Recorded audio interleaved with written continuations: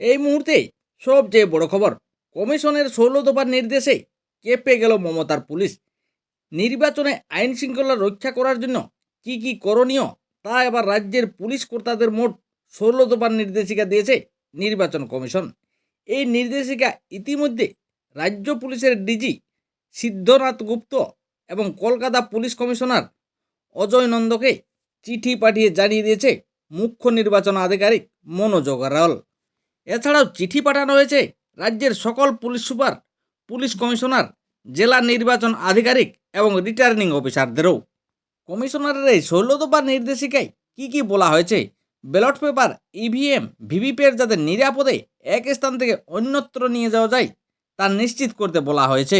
এছাড়া কোনো রকম অনভিপ্রেত ঘটনা এড়াতে সভা এবং বিক্ষোভ কর্মসূচিতে ভিড় নিয়ন্ত্রণের নির্দেশও দিয়েছে কমিশন। বলা হয়েছে নির্বাচন সংক্রান্ত কোনো অপরাধের অভিযোগ এলে তা তদন্ত করে যথাযথ পদক্ষেপ করতে হবে। প্রচারের খরচ, রাজনৈতিক বিজ্ঞাপন এবং প্রার্থী বা দলগুলি নির্বাচনী আইনে সঠিকভাবে মানছে কিনা সেদিকেও নজর রাখার কথা বলা হয়েছে। পুলিশ কর্মীদের নিরপেক্ষভাবে কাজ করার কথাও বলেছে কমিশন। এছাড়াও সিও দপ্তর থেকে জানানো হয়েছে প্রচারের সময়ে এবং ভোটের সময়ে পোলিং স্টেশন ও সংলগ্ন এলাকায় আইন শৃঙ্খলা রক্ষা করতে হবে। কেউ যাতে ভোটারদের ভয় দেখাতে না পারে তা নিশ্চিত করতে হবে পুলিশকে। ভোটার, প্রার্থী এবং নির্বাচনের কাজে নিযুক্ত অফিসারদের নিরাপত্তা নিশ্চিত করার কথাও বলা হয়েছে। একই সঙ্গে ভোটের সঙ্গে যুক্ত সংবেদনশীল উপকরণ এবং পরিকাঠামোর নিরাপত্তার কথাও বলা হয়েছে চিঠিতে।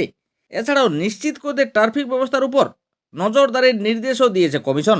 চিঠিতে সিইও মনোজ আগরওয়াল লিখেছেন, পোলিং স্টেশন গোছাতে নির্বাচনী আধিকারিকদের সাহায্য করতে হবে পুলিশকে।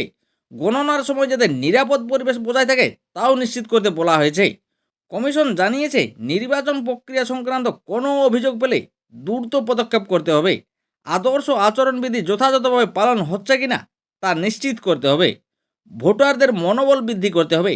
কমিশন আরও বলেছে সংবেদনশীল ভোট কেন্দ্রগুলি ঘুরে দেখতে হবে এবং সুষ্ঠু ভোট প্রক্রিয়ার জন্য পর্যাপ্ত নিরাপত্তা নিশ্চিত করতে হবে।